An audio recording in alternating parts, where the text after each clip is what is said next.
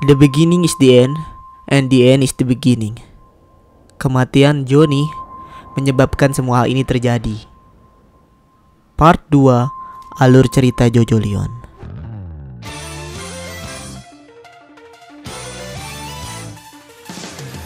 Di sisi lain, ternyata Yasuho sudah sampai duluan di rumah sakit sebelum Josuke. Ia pun mencoba mencari Holy Joestar Kira di ruangannya, tapi ia terlebih dahulu dikagetkan oleh Holy itu sendiri.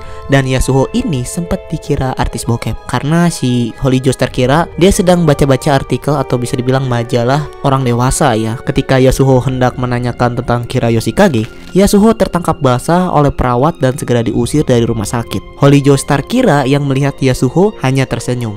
Ia menyadari bahwa Yasuho ini berada di dekat anaknya dan mempunyai kekuatan stand. Iya, bekas luka pada kaki Yasuho sudah berubah menjadi stand tanpa pengetahuan Yasuho itu sendiri. Holy hanya menggumam, "Semoga kita bertemu lagi, Yasuho." Di sisi lain, jagoan kita ini masih menghadapi Born This Way. Ia sempat masuk ke rumah orang, tapi sayangnya si Born This Way ini selalu tersumon dan main nyelonong aja ke rumah itu mengikuti Josuke. Di rumah itu terdapat seorang nenek-nenek yang sedang memakan semacam mie. Tapi kehadirannya itu selalu atau bisa dibilang diacuhkan oleh Josuke maupun Born This Way. Si nenek ini kesemprot salju dan tetap santuy aja makan tanpa mempedulikan keadaan sekitar. Sedangkan si Josuke ini mulai naik ke lantai 2 dan akan membuka sebuah pintu. Pas ia buka, ternyata di situ bukan ruangan, melainkan Born This Way yang sedang datang dan akan menubruk dia. Melihat keadaan seperti itu, terpaksa Josuke menangkis Born This Way menggunakan tangan dari Soft and Wet. Walaupun itu berhasil, tetapi tangan dari stand Josuke itu tidak kuat dan terluka. Otomatis tangan Josuke juga terkena dampaknya. Josuke menyadari juga bahwa triggernya itu adalah HP dan juga pintu yang ia buka. Dengan menutup kedua itu, Born This Way akan terpanggil kembali dan tidak akan pernah muncul lagi di hadapannya. Tapi tidak sampai situ saja, Josuke masih dibayang-bayangi oleh Born This Way hingga saat Josuke itu bertemu dengan seorang wanita. Josuke sangat mengenal sekali wanita itu. Wanita itu bernama Nijimura. Nijimura adalah pembantu di kediaman Higashikata. Si Nijimura ini bersikeras menghentikan Josuke untuk tidak bertemu Holy Joestar Kira di rumah sakit. Dan setelah mendengarkan penjelasan dari Nijimura itu sendiri, si Josuke ini mengyaudahin aja dan dia memutuskan untuk pulang. Melihat respon yang sangat aneh, si Nijimura ini akhirnya luluh dan ya sedikit demi sedikit dia itu percaya kepada si Josuke. Dan ia menjelaskan suatu hal kepada Josuke. 4 mata dan 2 lidah. Ada sesuatu yang berhubungan satu sama lain antara Josuke dan yang lainnya. Yasuho yang telah diusir kini merasa aneh. Ia merasakan suatu kehadiran yang sangat aneh. Iya, itu adalah Stan. Tapi untuk saat ini Yasuho acuh saja dan langsung masuk lagi untuk menggali informasi lebih dalam mengenai Holy Joestar Kira. Ia kaget mendengar penjelasan dokter bahwa ada bagian dari tubuh Holy ini yang hilang dan lenyap begitu saja dari tubuhnya. Tapi di satu sisi juga dokter ini bilang sebenarnya di dalam tubuh Holy ini atau bisa dibilang keadaan tubuh Holy ini baik-baik saja dan sehat walafiat. Mendengar itu si Yasuho itu mulai bingung. Jadi si Holy ini sehat atau bagaimana? Josuke akhirnya mengetahui kedok dari Nijimura yang sebenarnya. Ternyata selain dia itu adalah pembantu di kediaman Higashikata, ia adalah adik dari Kira Yoshikage atau bisa dibilang anak kedua dari Holy Joestar Kira. Dia masuk ke kediaman Higashikata sebagai pembantu, itu hanya sebagai kedok. Yang tidak lain dan tidak bukan adalah mencari rahasia dari keluarga Higashikata. Si Nijimura ini akhirnya membawa Josuke ke suatu tempat di mana itu adalah lahan dari keluarga Higashikata dulunya. Ia juga membawa lemon dan tangerin. Sebagai catatan, tangerin itu adalah jenis jeruk ya. Dan Nijimura di sini menjelaskan sesuatu hal menggunakan 2 buah yang ia bawa. Setelah itu Nijimura mengubur buah lemon dan tangerin itu bersamaan. Setelah dikubur, Nijimura pun mulai menggali lagi 2 buah tersebut dan mulai memotong setengah dari buah lemon dan setengah dari buah tangerin. Dan setelah dibuka, ternyata buah lemon dan tengerinnya ini bercampur menjadi satu buah, bergabung, dua bagian menjadi satu. Mendengar itu, Josuke pun menangis dan bertanya, lantas aku ini sebenarnya siapa? Dari peribahasa yang tadi sudah dilakukan oleh Nijimura, kita bisa ambil satu kesimpulan. Si Josuke ini sebenarnya adalah dua orang yang dikubur di satu lubang yang sama, dan ketika keluar dari satu lubang, dua orang ini menyatu dan bergabung menjadi Josuke Higashikata. Lalu siapakah kedua orang tersebut? Nijimura memiliki jawaban dari pertanyaan kalian. Josuke adalah gabungan dari Kira Yoshikage, yaitu kakaknya, dan juga satu orang misterius yang entah itu siapa, dan Josuke itu sendiri yang harus mencari tahu. Keesokan harinya, untuk mengetahui siapa dirinya yang satu lagi, akhirnya Josuke memutuskan untuk ingin bersekolah kepada Norisuke. Mendengar itu, Norisuke langsung mengiyakan saja permintaan Josuke. Tetapi Josuke harus bersekolah dengan syarat ia harus bersama Josu. Josuke pun mengiyakan saja dengan Josu yang sedikit kesal karena dia itu harus selalu dipasangkan oleh Josuke. Dia nggak suka. Tapi ya mau gimana lagi. Di jalan si Josu tambah kesel karena Josuke ini ternyata otaknya pinter banget, encer banget, sedangkan dia itu si Josu ini bahkan bilang bahwa si Yasuho ini adalah ceweknya dan mereka itu pernah cipokan bareng. Sambil mengeluarkan jurusnya lero. Josu pun akhirnya mengajak Josuke melewati jalan yang terkenal akan rampoknya. Karena di jalan itu setiap saat orang lewat pasti bakal terampok duitnya, dan benar saja. Si Josu ini dituduh langsung oleh seorang wanita dan dirampok duitnya sebesar 3.000 yen. Lumayan tuh pak, duit 3.000 yen, banyak banget. Apalagi kalau kita ganti rupiah. Josuke dan Josu akhirnya diberitahu oleh seorang kakek tua yang berada di depan mereka bahwa mereka ini sedang berada di kawasan yang bernama Shakedown Road, di mana orang yang berada di daerah situ akan selalu mengeluarkan duit. Istilahnya ya dirampok duitnya. Setelah menjelaskan tentang jalan itu, kemudian si kakek ini meminta kerugian kepada Josuke karena kata kakek itu si Josuke udah ngancurin semacam akuarium miliknya yang berharga 330.000 yen. Tapi karena si kakek lagi berbaik hati, Josuke boleh membayarnya hanya 20.000 yen. Tapi dengan satu syarat, itu dibayar harus hari ini. Josuke yang bingung karena ia sebenarnya tidak melakukan hal itu, tadinya ngelawan.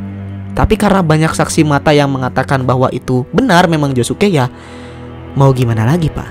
Josuke pun udah curiga bahwa di sini tuh kayak ada bau-bau stand gitu loh. Ia meminjam HP dari Josu untuk memvideo sekitarnya sekira ada kejadian yang akan terjadi lagi, dan ia bisa melihat buktinya. Ketika lagi megang HP dan ngevideoin, di belakang Josuke ini ada 3 orang preman lagi diem. Dan tiba-tiba ngomong si Josuke ini harus ngegantiin HP mereka yang sudah hancur. Dia tambah bingung nih.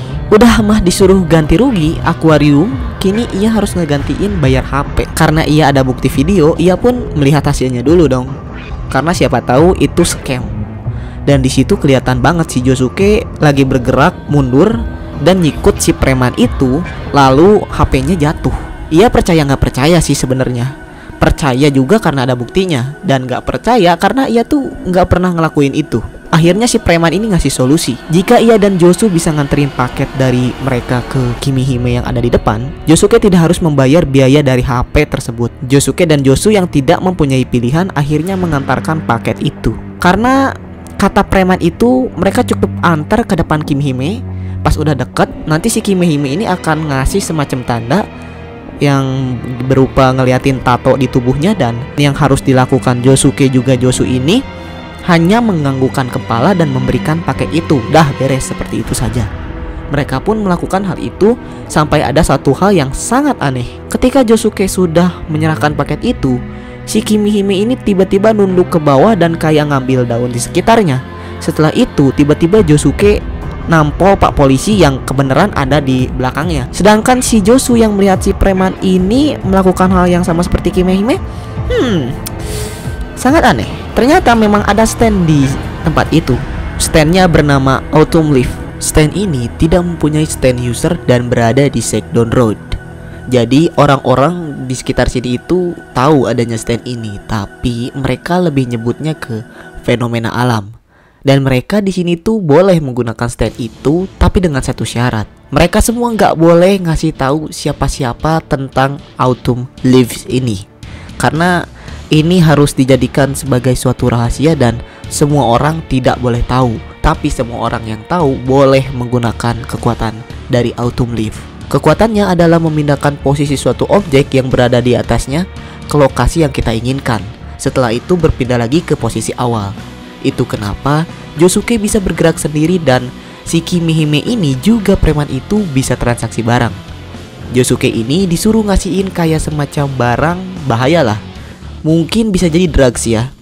Jadi biar si preman itu nggak terlalu dicurigai oleh polisi, dan yang kenanya itu adalah Josuke. Nah, Josu yang ngeliat itu dan ngerti tentang transaksinya segera menggunakan stand autumn leaf ini untuk ngambil duit dari barang tersebut, dan ia segera kabur. Si Josuke sedang ditahan. Si preman itu tahu bahwa duitnya ini lagi diambil oleh Josu dan segera nyusul dia. Mereka bertiga menggunakan kekuatan dari autumn leaf agar bisa menyusul si Josu. Tapi tanpa si preman tahu bahwa stand dari Josu ini telah muncul. Ketika si Josu sedang dicekik, ia memegang tangan preman itu dan dari tangan preman itu muncul sebuah mur dan baut di tangan preman itu. Lalu Josu melepaskan mur dan baut tersebut. Seketika tangan si preman itu terlepas dari lengannya. Dan stand Josu ini menunjukkan bentuk aslinya. Namanya adalah Nut King Cole.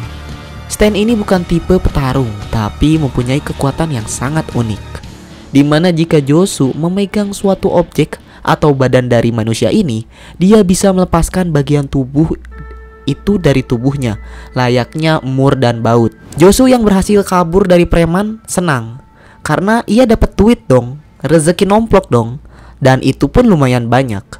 Pas dibuka, buset, dalam amplopnya itu cuma daun bro.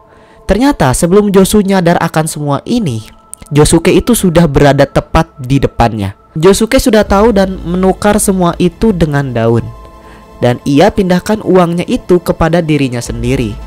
Setelah itu ia bisa membayar 20.000 yen sebagai ganti rugi, malahan lebih banyak dan memenuhi permintaan dari si kakek itu. Lantas ia pergi nyusul Yasuho. Sedangkan Yasuho yang ada di sekolah sedang nyari-nyari informasi tentang semua ini. Ia pun tak sengaja mencari informasi mengenai Johnny Joestar yang diduga mati karena bunuh diri. Matinya pun tidak wajar. Saat itu di belakang Yasuho sudah berdiri standnya yang bernama Paisley Park, yang mempunyai kekuatan seperti Google Maps, hacking, lalu meningkatkan Google Search Engine dan juga bisa berubah bentuk. Paisley Park ini juga bisa misah dengan Yasuho dengan jarak yang sangat jauh. Bahkan jika kita bandingkan sendiri dengan Whitesnake, ya Paisley Park ini jaraknya lebih jauh. Setelah melihat artikel tentang istri dari Johnny Joestar yaitu Rina Higashikata, Yasuho segera keluar dari kelasnya dan mencari informasi lebih dalam tentang si Rina ini. Sedangkan Josuke malah nyasar ke sebuah lokasi di mana ada patung yang memakai topi yang sama seperti dirinya. Patung itu bertuliskan Jizo Joestar alias Johnny Joestar. Dan di situ Josuke itu tidak sendiri. Ia ditemani dengan kakek-kakek yang tadi minta rugi ke Josuke. Lalu si kakek-kakek ini menceritakan asal-usul atau bisa dibilang kisah tentang patung Jizo Joestar ini. Sebenarnya apa yang terjadi kepada Johnny setelah SBR? Kenapa bisa ia mati dengan tidak wajar seperti ini? Dulu sebelum Morio ini ada, setelah pertandingan Steel Ball Run ini berakhir, Johnny datang ke Jepang untuk melatih kuda. Ia bertemu dengan Rina Higashikata dan menikah dengannya. Tapi setelah beberapa tahun si Rina ini memiliki penyakit yang sangat aneh. Dan semua dokter di dunia nggak bisa nyembuhin penyakit ini, anehnya lagi. Nah, penyakit ini kelak disebut rock disease. Apa itu rock disease? Ya, nanti saya akan jawab seiring dengan berkembangnya alur cerita ini. Melihat istrinya ini kesakitan, Johnny jadi ingat suatu hal. Waktu muda, dulu ada suatu mayat yang bisa membawa keberuntungan ke orang yang mendapatkan mayat itu. Dan setelah itu, ia berniat untuk mengambilnya lagi dan memberikannya kepada istrinya agar istrinya itu sembuh. Dan itu berhasil. Tapi keberuntungan itu adalah satu dari dua sisi, di mana ada keuntungan, di situ ada kerugian. Di mana ada baik, di situ ada jahat. Di mana ada cahaya, di situ ada kegelapan. Begitu juga dengan Saint Corps. Johnny memang berhasil menyembuhkan istrinya, tapi itu semua harus dibayar oleh sesuatu yang besar juga, agar dunia tetap seimbang. Kalian bisa sebut semua ini dengan exchange equivalent, pertukaran yang setara. Kerugian yang Johnny dapat adalah anaknya sendiri, yaitu George Joestar malah mendapatkan penyakit yang sama dengan ibunya sendiri, yaitu Rina. Melihat itu, Johnny menyesal menggunakan kekuatan dari Saint Corps. Ia segera membawa anaknya jauh dari Rina menggunakan kuda. Ia mengumpulkan kekuatan kudanya dan menggunakan tas keempat, yaitu Golden Spin, untuk mengambil kutukan anaknya dan dipindahkan ke Johnny itu sendiri. Anaknya kembali ke keadaan semula, sementara Johnny terjatuh dari kudanya sendiri dengan rock disease yang sudah berada di dirinya.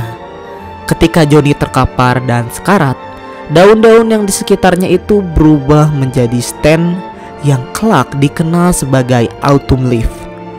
Stand itu memindahkan badan Johnny ke sebuah batu yang membuat kepala Johnny ini remuk, dan mayat Saint itu ditemukan oleh orang Amerika yang sedang mengikuti Johnny dan dikembalikan ke tempat semula. Itulah kisah dari Johnny Joestar yang meninggal di usia 29 tahun menggantikan anak dan istrinya yang harusnya mati. Mendengar itu, Josuke pun merasakan sesuatu yang aneh. Sebenarnya dia itu apa sih? Kenapa ia merasa tertahan di keluarga Higashikata? Apa sebenarnya rahasia di dalam semua hal ini? Di lain sisi, Yasuho yang sampai di dekat pohon pun melihat artikel di dekat artikel kematian Johnny Joestar. Ada seorang anak kecil yang ditemukan mengapung di pantai. Dari situ Yasuho makin penasaran.